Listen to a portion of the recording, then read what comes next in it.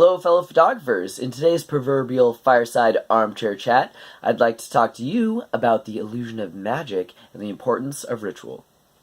So, I've been busy doing a lot of wedding shows this week, haven't had my time to make a good tutorial. The next one will be a look inside the gear bag, so look forward to that. But today, I wanted to make a bit of an inspirational video. So, I've been watching a lot of Marie Kondo, which, let's be honest, haven't we all this week? You can go check out her special on Netflix, Tidying Up. But if you're not familiar, basically she is this petite Asian lady who says these wonderful things and makes people clean up their life. But when I first heard about her about a year or two ago, I was thinking, like, she just says some really weird things, and it didn't really make sense. Like, the first thing that she said was, you have to say hello to your house. And I was like, well, that's kind of weird. And then when you get out your books, you have to wake them up in the sunlight. And I'm like, well, that's really odd, too. That doesn't make any sense. And then finally she said, say thank you to your items before you let it go. I'm like, all right, this is just, some crazy lady, right? None of this matters. Well, I think part of that is the illusion of magic. So, all of these things, they sound crazy, and just because she's not explaining to you the root of the psychology of how this stuff works, doesn't mean that she's wrong. So, actually, when you say hello to the house, you're meditating on what are your hopes and dreams and realistically your goals for the space. What is it that you want to accomplish? What is it you want to do here? And by having that goal and that end in mind, you're actually going to be striving towards it. And so you're going to be looking at your possessions and deciding, does this get me closer to that goal or farther away? So it's all really rooted in psychology, but because, all of that doesn't necessarily get explained, at least not in the TV show, it just kind of feels like this weird voodoo magic that she's doing, The other thing, wake up your books. Well, yeah, it's because you need to physically pull them off the shelf and put them in the light so you can, see the book and feel the book. Because if it's just on the shelf, it's very easy to just gloss over stuff or miss stuff in the back and be like, oh, no, these are all good. No, you actually have to look at them before you can realize, say, some of these stay and some of these don't. And saying thank you to your things, well, she said that actually helps alleviate your guilt for getting rid of this thing that may be perfectly functional. Because I totally understand that some of us have this hard time getting rid of something. If it still works, it's perfectly good. Why would I get rid of it? Why would I give it to Goodwill? Well, saying thank you to the thing helps you get rid of that thing. So really all the things she's doing, she's creating this illusion of magic that there's this thing that she's doing that no one else can do. And it got me to thinking, what are lessons that I can pull from this completely unrelated thing, and what can I learn about photography? I enjoy doing this a lot, actually. So if there are other interesting things that you've learned about photography that are completely unrelated, I would love to hear about that in the comments. But it got me thinking, what is it that I can learn from this? I really think as photographers, we create this illusion of magic because we're doing this thing that they can't do, that our clients don't understand and they can't do themselves.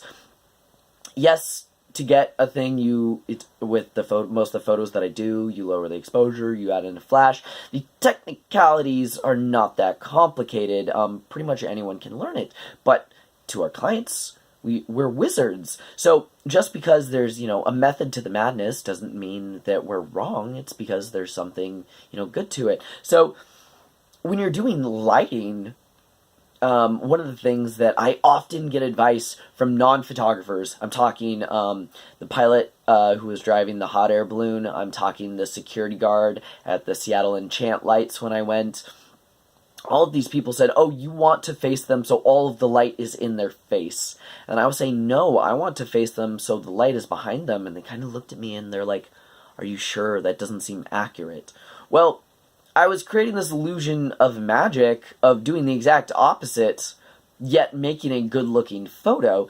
And I really think there is something to that where as long as you know what you're doing, then it's okay. So just to kind of roll back a little bit, when I got started in weddings, my first wedding, complete disaster. It was trial by fire. The photos still came out great. The client still loved them, but it was just a stress ball day, and nothing seemed to go right. I had 4 minutes to do portraits with the bride and groom, and as I continued to do weddings, there were things that other photographers would give me advice, and they say, just do this because it works, and it seemed to be working, but it wasn't until I learned what was behind the illusion that I really internalized the concept.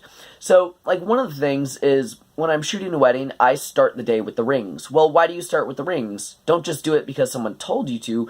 It might work, but when you understand the illusion behind the magic, you don't necessarily have to tell your clients, yeah, this is why I start with rings. But for me, it's because when I walk in, they're still doing hair and makeup, and no one's quite ready yet. And if you walk in cowboy style, guns a-blazing, like you just busted down the door to a saloon, that doesn't create a feeling of comfort or confidence. So I like to shoot details first, because then they get used to my presence before they get used to a camera in their face. And they're used to a camera and a light and me doing things. So it's one small step from me being into the room shooting the rings to me being in the room shooting them. And even though there's a reason to this and there is psychology behind it, your clients don't necessarily have to know. And so to them, it just feels like there is this magic that you're doing.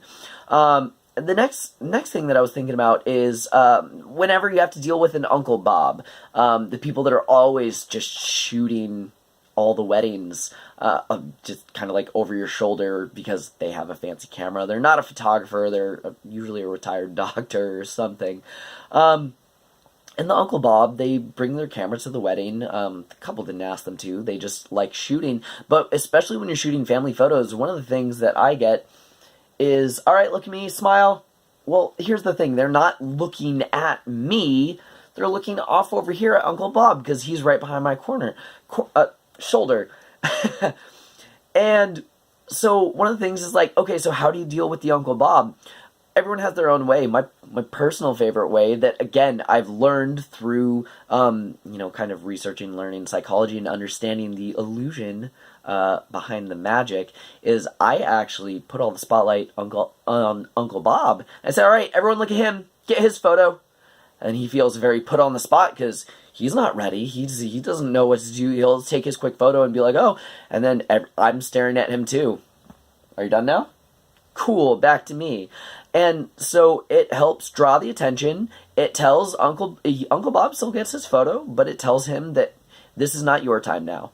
They are paying me for my time now. And you have to respect that. So the second biggest takeaway that I took away from this show is the importance of ritual. Why is it that you do the things you do? Well, I start with the rings every single time, if I can, because it helps kind of flow that day. It helps get the couple kind of, relaxed to my presence before I stick a big camera in their face.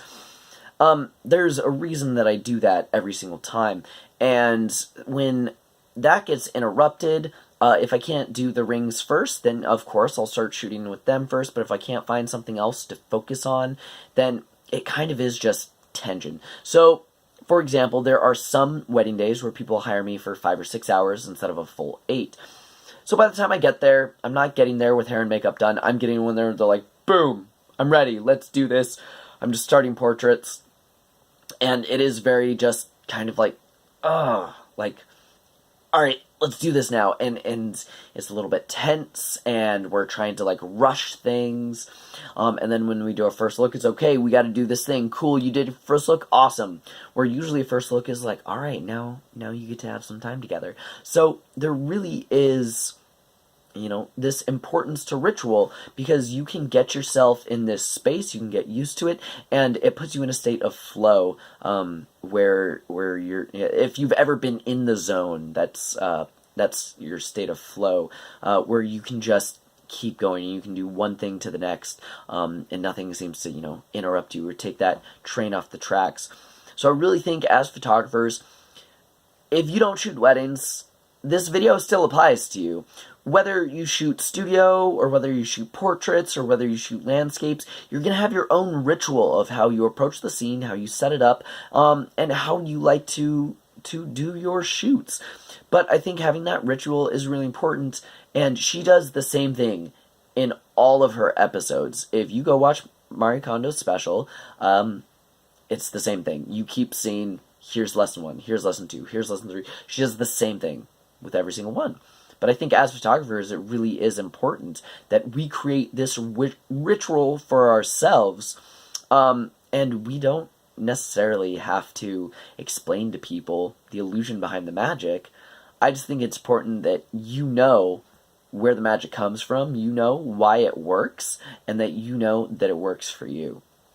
So I hope this video was inspirational. I hope it was interesting. And I would love to know, what are your rituals? What are some of the things that you do that are magic and they work because they're actually rooted in, science or psychology or just human nature, but people still think they're magic? I would love to know the answer to all of these questions for you down in the comments. Thank you so much. If you found this video useful, definitely like. If it's popular enough, I'd love to do more of these little armchair fireside chats. So thank you so much. Like, subscribe, and I will see you in the next video where we're going to go through my gear bag. If you like this content, feel free to subscribe. Helps me feed my puppy.